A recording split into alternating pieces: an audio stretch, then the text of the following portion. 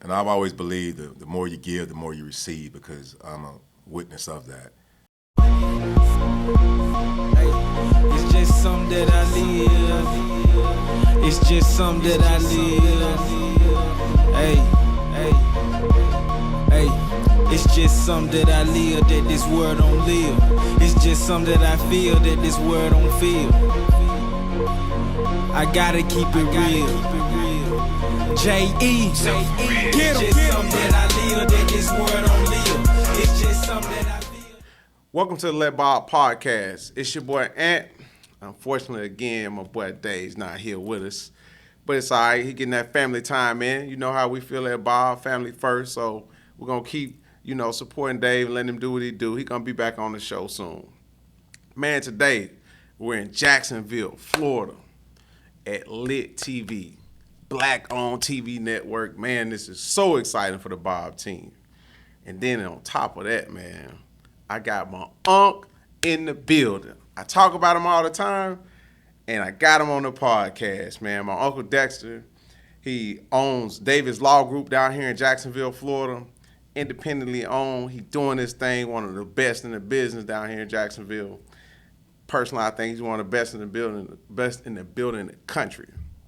Then he's a real estate tycoon in my mindset. This is my mentor. The guy I look up to so much, man. It's just an honor to have him on the podcast sitting next to me. I got him out of his zone a little bit. But for me, man, he said he'll show up. So, Uncle Dex, man, you're on here with me on the Let Bob podcast. Welcome. Thanks. Good to be here.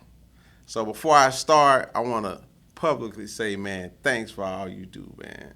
A lot of people don't get their mentor in their brand and get the opportunity to just personally thank them. So thank you for all you did, all you've done, all you do, and just know, man, you saved my life, and look where we at now. So let's get into it. Let's get into it. So let's start. Davis Law Group. Tell the people, how did you end up with a black man with his own law firm doing big things in Jacksonville, Florida? Give us some background on that. How did that happen? I'll just say first, welcome to Duval again. You're regular here. But I started Davis Law Group in 2007 after being in a partnership with another individual and after another partnership. But I started in 2007, been going strong now for about 15 years. Yeah. I remember when you bought the building. I remember I was at FAMU. Again, he responsible for me going to FAMU too. Y'all know I'm country boy. I'm from, McCalla, so I never heard of FAMU. But he was down here in Jacksonville, so he told me about FAM, and so that's how I got there. And when I was there in 06, 07 time when you first got your firm. I remember that. You actually helped me tear down some walls in that building. Yeah, I remember that. Many years ago. I was old immature. I didn't know like the decision to do that. Buy a building downtown, like the financial obligation or something like that. Like I was just blessed. I was with another partner who didn't care to stay downtown, but we was working across the street from that building. And I told him with a little construction, contractors come in, do their thing, made the building beautiful. Yeah, no. I remember going through that experience with you. And then the cool part about it is that he ain't talking about this, y'all. He trying to keep it on the low. He bought the building. He's a real estate guy.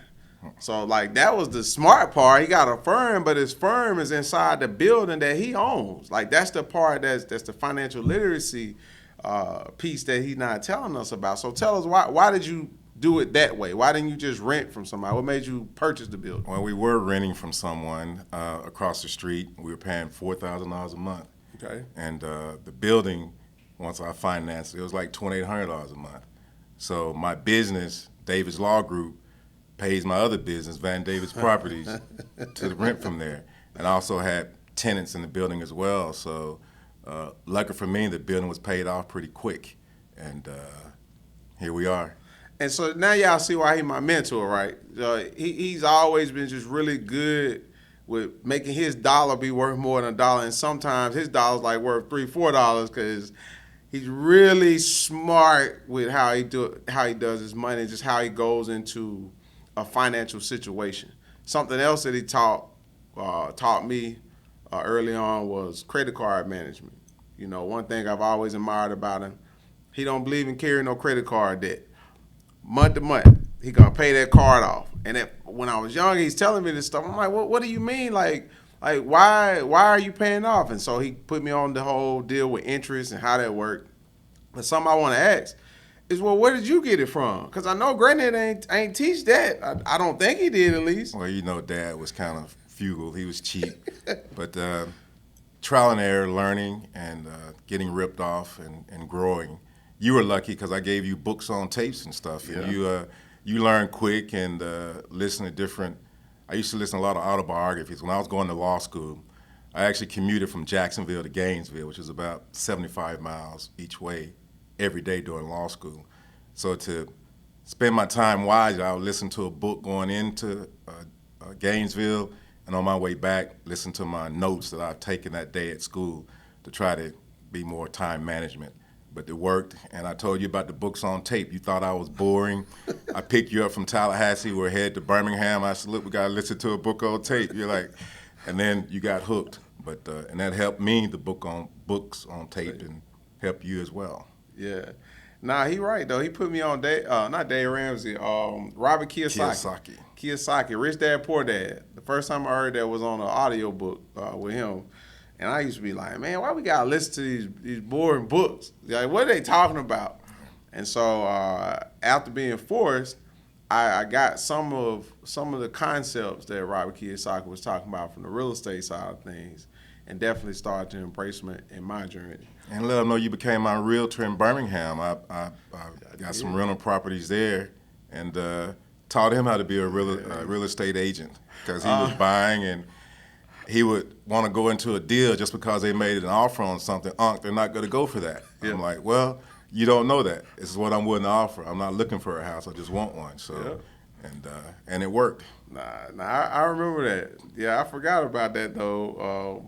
Those times, like he kind of, I guess I'll say, taught me the art of negotiation, right? So I would look at it like he said, man, this is a good house. You know, they may want 15, 20,000 at the time. It was like after the crash in 2008, 2009, so things were cheaper.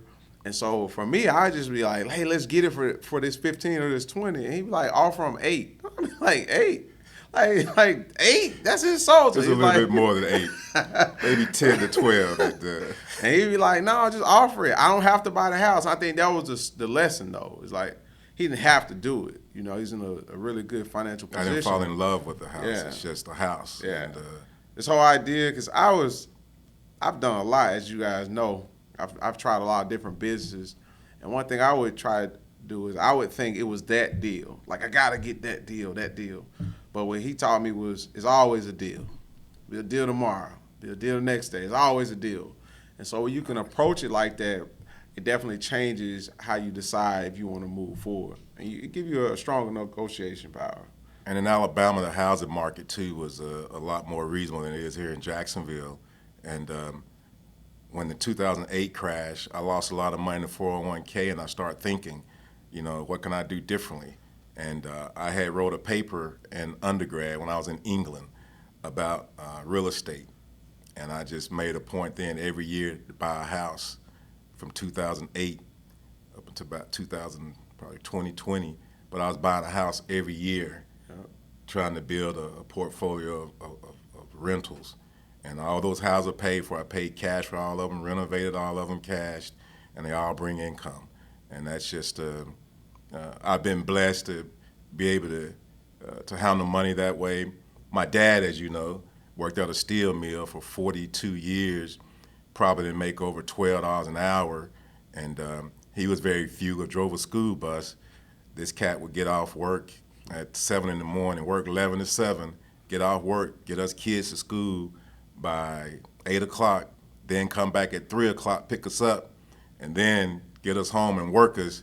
If it's daylight saving time, he'll work us at 8 o'clock. If it's not, then we worked about 6 o'clock, and then he'll go back to work again that night at 11. But he instilled in us a work ethic. He was good with his money. I have 4 brothers, 4 sisters. Your mom is my sister. And we survived. We lived sort of like middle class, I guess. We got motorcycles, cars on the 16th, 17th birthday, things of that nature. And we're a happy family.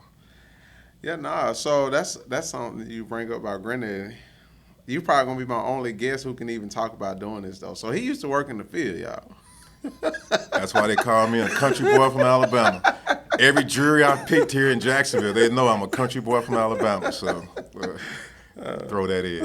Yeah. But like for me, I definitely admire my grandfather. Watched him. Like he was different. They don't make him like him no more, man. Don't It's make just- them. And we say 9 kids. All of us have the same mother and the same father. There's no extras. Dad don't have any extras That we know. we're aware of. But it's 9 of us and same mom, same dad, which today you don't. That's unheard of. So Correct. And they were married. My grandfather died, which is his father, died January of 2020. This was January pre-pandemic. 15th. Pre-pandemic. And we say when he left here, it disrupted the world. He broke up the world when he left here, man. But at the time, my grandfather and grandmother had been married, 64 years? 64 years.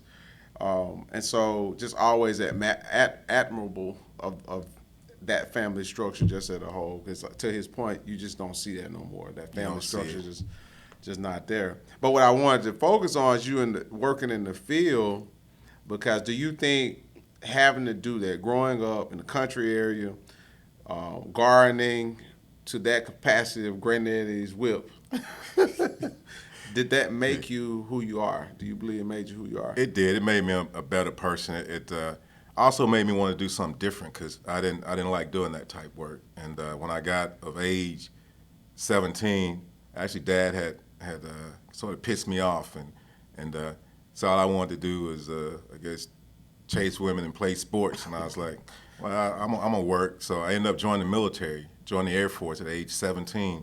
Matter of fact, the recruiter came to the house, and Mom and Dad had to sign for me because I joined in March, and my birthday was April. Actually, my birthday is tomorrow, April 15th. But they had to sign for me, so I signed up for the Air Force, waited 6 months, September, went in, and that was the best decision. At 17, Wow. I feel that was the best decision I've made in my life yet, join the military. Wow. Air Force. Air Force. Yeah. Joined the Air Force. I was going to go to a small college, but my dad, I didn't want to be living at home anymore. I wanted to be a man, and I thought joining the military, going away, would give me that. And it did indeed. Because but for the military, I argue, but for the Air Force, I wouldn't be where I am today, but for the Air Force. Wow. I think that's important too, because he comes from a different generation than us. Like I think my generation, we had way more opportunity than you all had when you guys were coming along, trying to figure out is how you're gonna create your family and create your financial position to be able to move around in this beautiful country, right? But I like to talk to specific points just because, again, I don't think I'll have guests on here who could talk to stuff like this.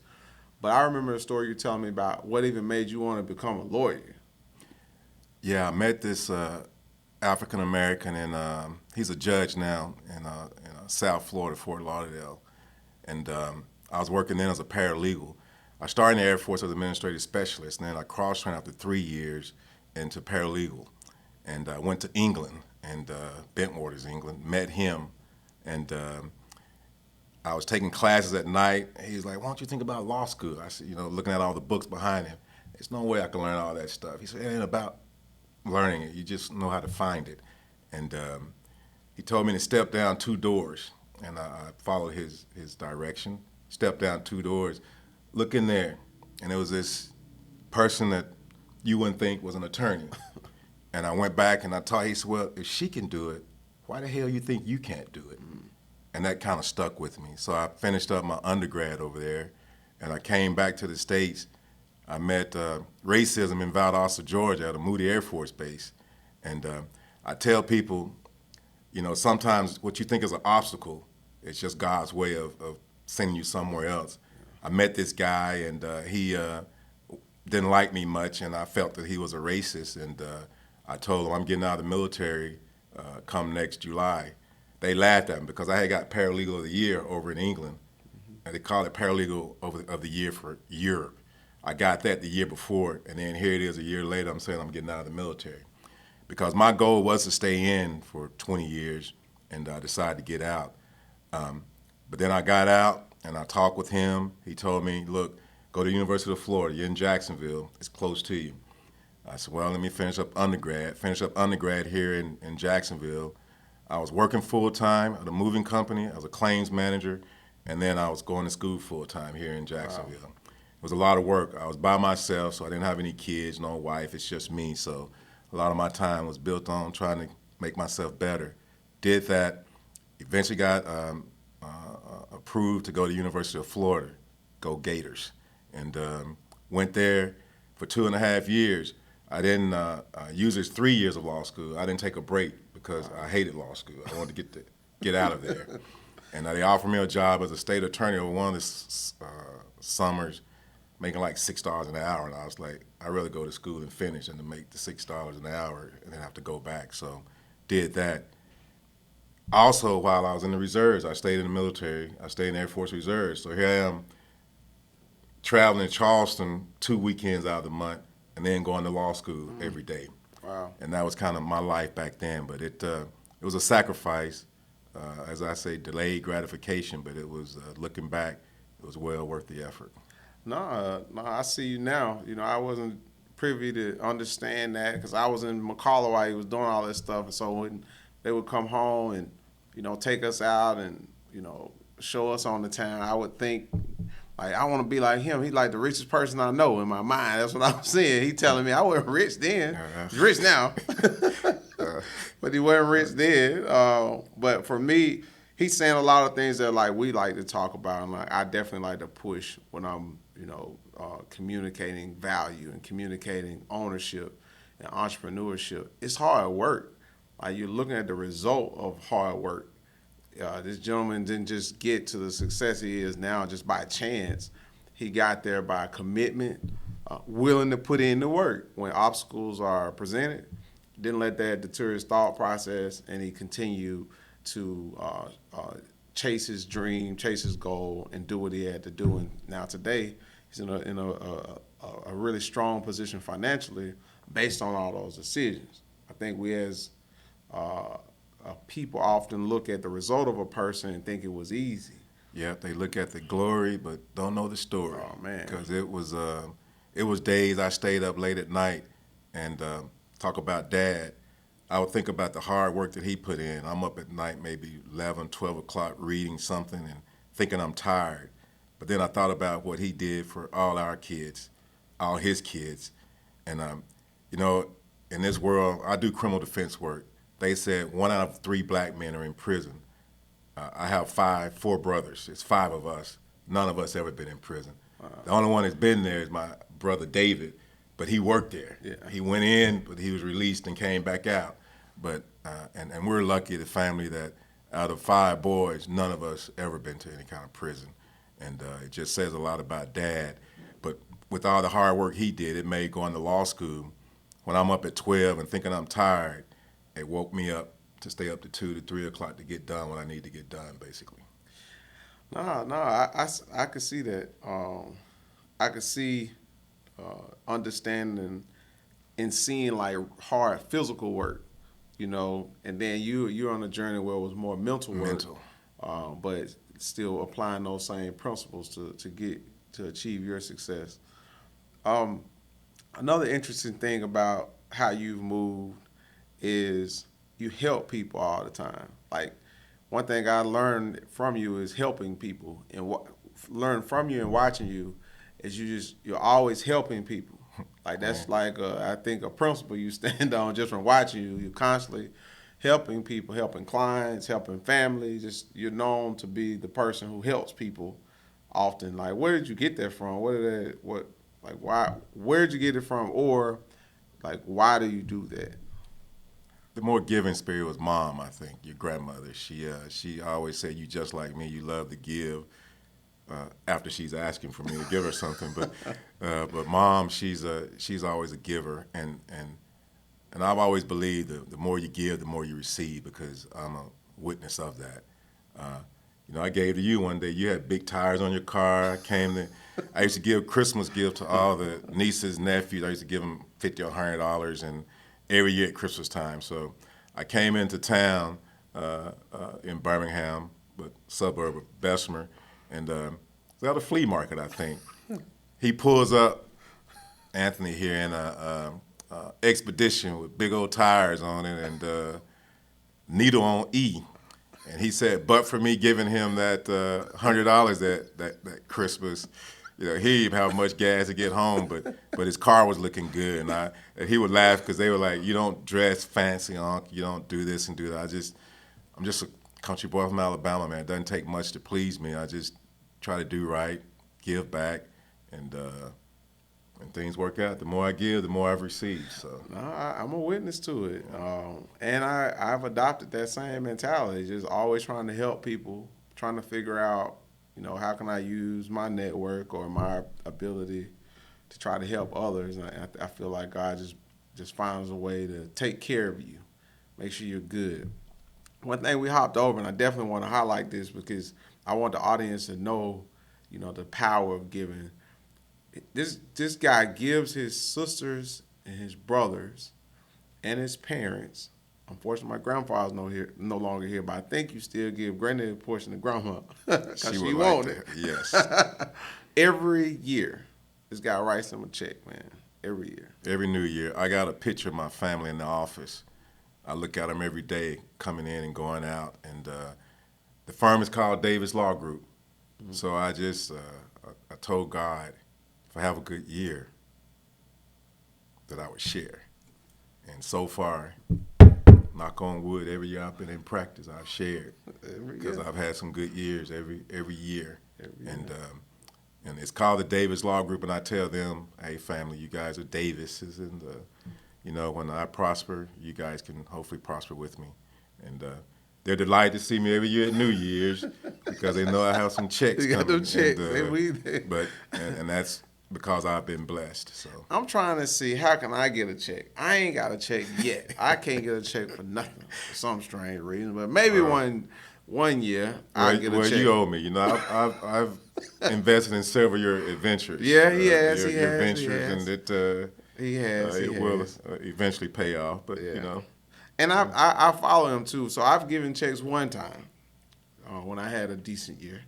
But my goal is to step up and do that gesture each year as Bob continues to do what he's doing, because I see that for your business and that mentality has done you well. So I definitely want to yes, it has adopt it. But for me, man, this is a different podcast for me. Like I said, it's not often you get to pull the person who's responsible for where you are or plays a big role in where you are in life, mentality-wise, the decisions you make. Someone who's put money behind you, who stop you when you're making like crazy decisions. Well, I've tried to stop you, but some decisions you still made, but nevertheless. Well, just watch you grow and responsible for the growth, to pull them in to something that you very passionate about and are building, and be able to let you tell your story and let people see the man behind the man. Right, sometimes when you are building something, people think it's just you. But I'm very big on letting people know it's not just me. I have a team, but a part of my team is a mentor that I, cherish the energy, and hopefully we got many, many more years to continue to grow and see the things that the good Lord has in store for the Bob journey. So. And everybody need mentors and good friends. I used to tell my boys, I have 2 sons, you show me your friends, I'll show you your future. Yeah. I made some great friends in the military that we're still friends to this day. Wow. I did 30 years in the Air Force, 8 years active duty, got out, stayed in the reserves for 22 years. You came to my retirement. But you see the love that was there from other people that I work with, and guys flew in from out of state to come to my retirement. But those guys, we still keep in touch, and all of them are successful. All of them were good guys, want to do more in life than just be in the military, and they are doing great things in life. But as you know, I tell my boys, show me your friends, I'll show you your future. I definitely adopt that and have seen both sides of it, because I've not always had the right kind of friends, as you know. But we appreciate you. Thank you for coming on and giving us some of your time. It was a pleasure. And man, just appreciate it. So, everybody, thank you for watching the Let Bob podcast. Find us again on all social media. We are Let Bob, and you can find me personally. I am Let Bob. And until next time. It's just something that I Yeah. live that this world don't live. It's just something that I feel that this world don't feel. I gotta keep it real.